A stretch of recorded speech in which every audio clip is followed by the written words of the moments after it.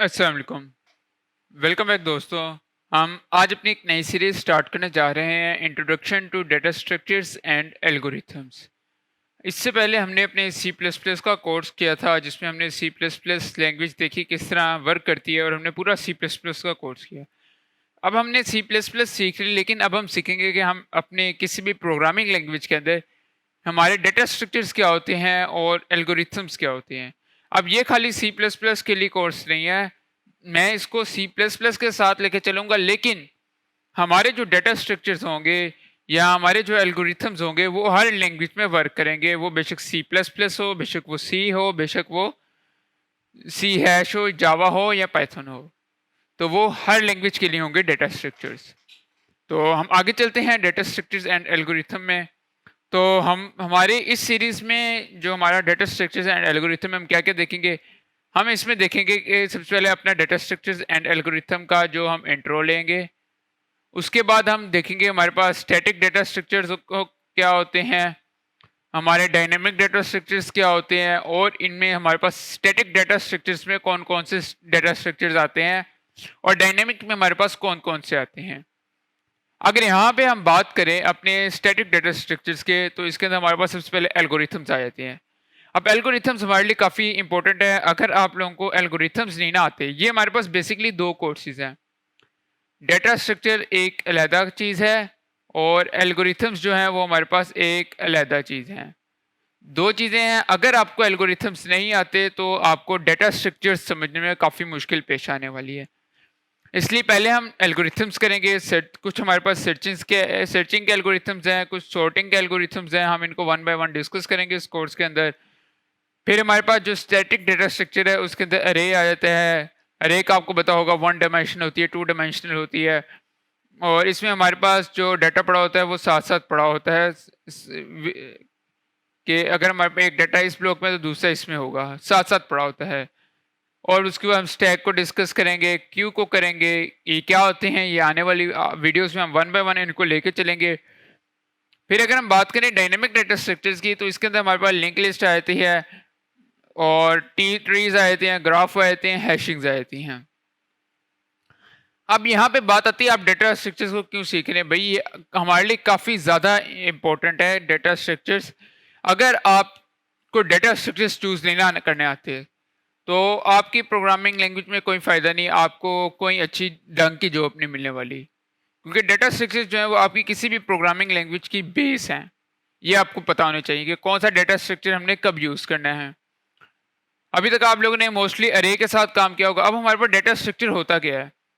अगर हम बात करते हैं डेटा स्ट्रक्चर की, तो डेटा स्ट्रक्चर हमारे पास एक फॉर्मेट होता है अपने डाटा को ऑर्गेनाइज करने के लिए, अपने डाटा को प्रोसेस करने के लिए, रिट्राइव करने के लिए और स्टोर करने के लिए। इसका ताल्लुक हमारी मेमोरी के साथ होता है कि मेरे पास कोई भी डाटा पड़ा हुआ है, मैं उसको स्टोर करवाना चाह रहा हूँ, मैं उसको किस अंदाज में स्टोर करवाना चाह रहा हूँ, मेरी उससे नीड क्या है, मैं उसको देखिए ना। अगर हम बात करते हैं अरेज की, तो अरेज में हम डाटा जब भी स्टोर करवाते हैं तो हमारा डाटा साथ साथ स्टोर होता है। कि अगर मैं बात करूँ अरेज की, बात मैं कर देता हूँ। तो अगर हम अरेज को लेके चले तो अरेज में हमारे पास कुछ इस तरह की होती हैं। साथ साथ डाटा पड़ा हुआ है हमारा, ये 5 ब्लॉक्स हैं, इनमें साथ साथ डाटा पड़ा हुआ है।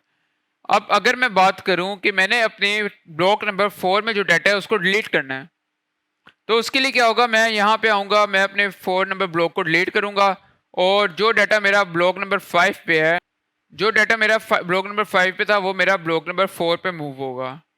सिमिलर वे से अगर मैंने यहाँ पे कोई डाटा ऐड करना है तो मेरा पिछला डाटा जो है वो मेरा खत्म हो जाएगा, ओवरराइड हो जाएगा, वो डाटा मेरे किसी काम का नहीं। तो ये एक लॉन्ग टर्म प्रोसेस है। इसमें ये मेरा एक जो टाइम कंज्यूमिंग प्रोसेस है अरेज के अंदर डाटा को ऐड करना या अरेज से डाटा को रिमूव करना। बट सर्चिंग अगर मैं करना चाह रहा हूँ अपने डाटा की, तो वो मेरी अरेज के अंदर फास्ट होगी। सिमिलर वे से अगर लिंक लिस्ट की बात करें तो लिंक लिस्ट के अंदर हमारी डाटा की इंसर्शन इजी है, रिमूवल इजी है, डिलीशन इजी है, लेकिन लिंक लिस्ट के अंदर सर्चिंग हमारे पास डिफिकल्ट है। तो ये हमने डाटा स्ट्रक्चर्स को देखना है कि कौन सा डाटा स्ट्रक्चर हमारी ज़रूरत नीड पूरी कर रहा है। अब वो कहते हैं यहाँ पे हमारे पास काफ़ी हमारे पास बेसिक और एडवांस टाइप के डाटा स्ट्रक्चर हैं, और हर किसी का एक स्पेसिफिक पर्पज़ है डाटा को अरेंज करने के लिए। कि जिस तरह लिंक लिस्ट में अगर मैं चाहता हूँ कि मेरी सर्चन इंसर्शन और डिलीशन फास्ट हो तो मैं लिंक लिस्ट यूज़ करूँगा, अदरवाइज मैं अरेज यूज़ करूँगा।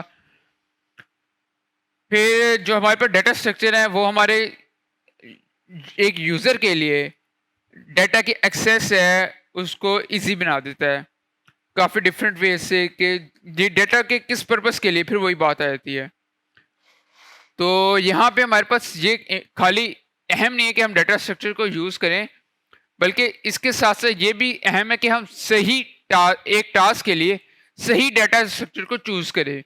कि अगर मैं चाह रहा हूँ कि मेरी रिमूवल फास्ट हो तो फिर मैं अरेज यूज़ नहीं करूँगा, फिर मैं अपनी लिंक लिस्ट को यूज़ करूँगा। आपने जो सा टास्क करना है आपने उससे रिलेटेड प्रॉपर डेटा स्ट्रक्चर को चूज़ करना है, ठीक है। अगर आप प्रॉपर डेटा स्ट्रक्चर चूज़ नहीं करते तो वो आपके डेटा का जो आपका कोड है उसका रन टाइम इंक्रीज करेगा, उसको स्लो करेगा रन टाइम्स में, और आपके कोड को अनरिस्पॉन्सिव बनाएगा।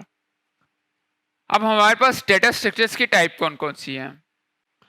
अगर हम बात करें डेटा स्ट्रक्चर्स की टाइप्स की तो हमारे पास मल्टीपल टाइप्स हैं डेटा स्ट्रक्चर्स की, जिनमें हमारे पास अरेज आ जाती हैं। अरेज हमने बात की थी कि हमारे पास जो साथ साथ इंडेक्स बाय इंडेक्स डाटा हमने स्टोर किया होता है कि अगर मैं 10 डाटा को स्टोर करना है तो मेरा 10 डाटा साथ साथ पड़ा होगा, बिल्कुल साथ जुड़ के पड़ा होगा।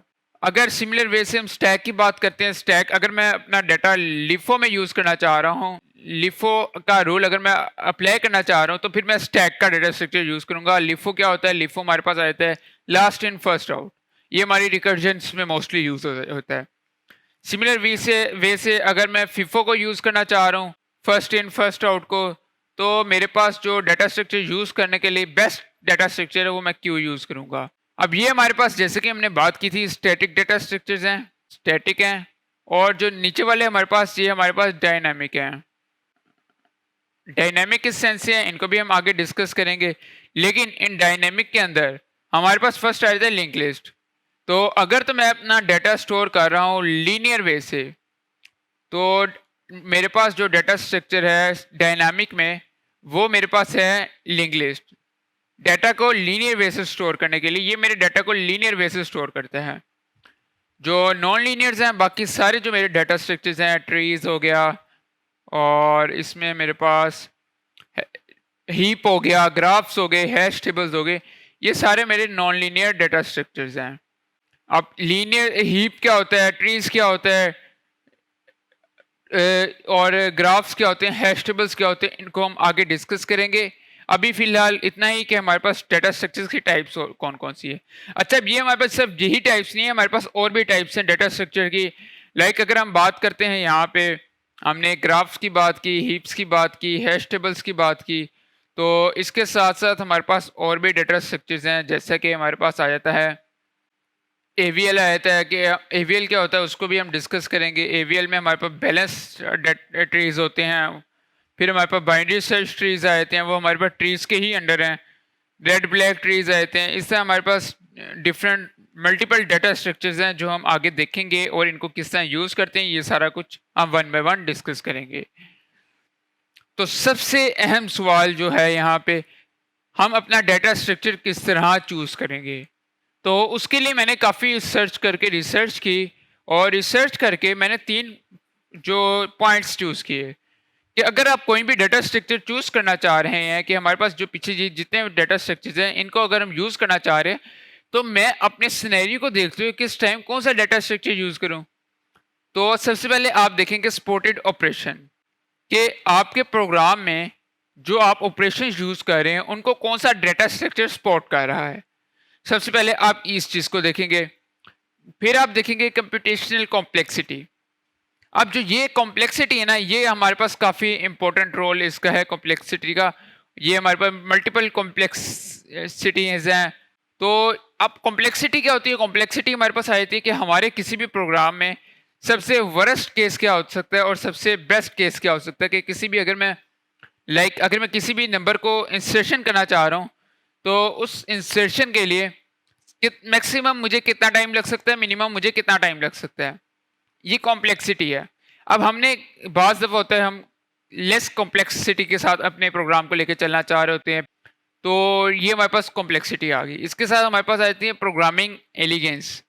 अब ये जो होता है इसके लिए आपका जो प्रोग्राम है आपने लिखा, आपने रैंडम कोई भी डाटा स्ट्रक्चर यूज़ करते गए, लेकिन उससे आपका प्रोग्राम का जो इंटरफेस है वो ईज़ी टू यूज़ नहीं है, कि कोई भी अगर कोई दूसरा देखता है उसको ईज़िली वो समझ नहीं आ रहा। तो आपने अपने प्रोग्राम की खूबसूरती में इजाफा भी करना है, तो आपने इन 3 पॉइंट्स को हमेशा याद रखना है जब भी आपने कुछ किसी भी डाटा स्ट्रक्चर को यूज़ करना है। ऐसा नहीं कि मैंने ये वीडियो बनाई तो मैं अब ये लास्ट है। इसके बाद हम बार-बार इसको डिस्कस करेंगे इन सारे सिनेरियोज़ को, जब तक हम एक डाटा स्ट्रक्चर में प्रो नहीं बन जाते, तब तक मैं आपको करवाता रहूँगा। आपने इसके साथ-साथ बस छोटी-सी रिक्वेस्ट है कि आपने प्रैक्टिस करनी है, इनको यूज़ करना है, खाली वीडियोज़ नहीं देखनी। और लाइक करना वीडियो को और सब्सक्राइब करना मत भूलिएगा। तो आज के लिए इतना ही, मिलते हैं अगली वीडियो में, तब तक के लिए खुदा हाफ़िज़।